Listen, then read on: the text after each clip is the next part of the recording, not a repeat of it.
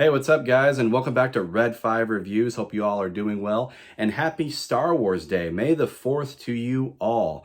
I am so excited to be back here on YouTube, and again, just wanted to express all of my gratitude towards all of you for all of your support for me and my family while I was taking a break. But I am back and excited to finally being able to talk about a book I'm excited to talk about for a while, and that is Star Wars Revan by New York Times best-selling author Drew Karpyshyn. The book was originally published in 2011, and the story takes place during the times of the Old Republic and serves as a sequel to the game Star Wars Knights of the Old Republic.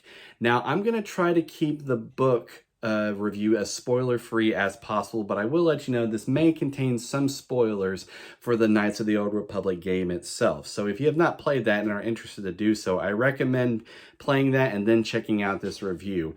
But if you'd like to check out some gameplay, I just want to give a big shout out to Ben from Star Wars Timeline. He's been posting gameplay videos of him playing throughout the Old Republic games. So be sure to go check that out, and I'll be sure to provide a link down in the description below. And while you're there, be sure to check out some of his other videos. He's got great reviews and great podcast discussions. Go check him out.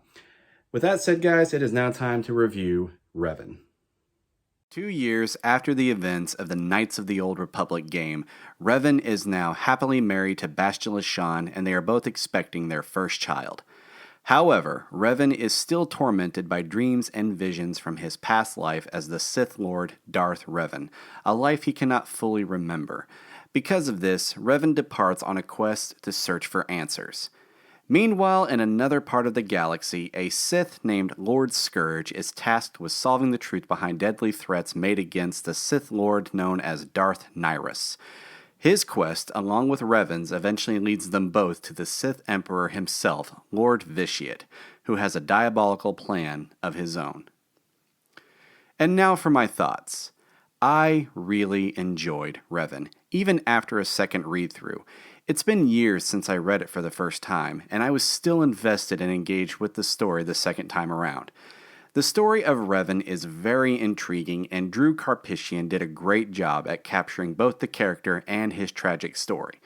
The characterization in general was done very well in this novel.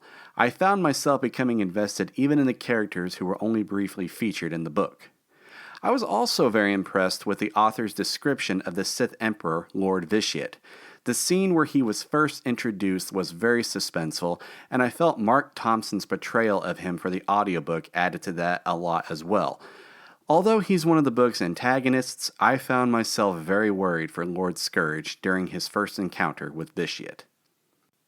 The big question is, though, do I feel you need to play the Knights of the Old Republic game to be able to enjoy this book? I'm gonna say, no, not really. This book stands solid on its own.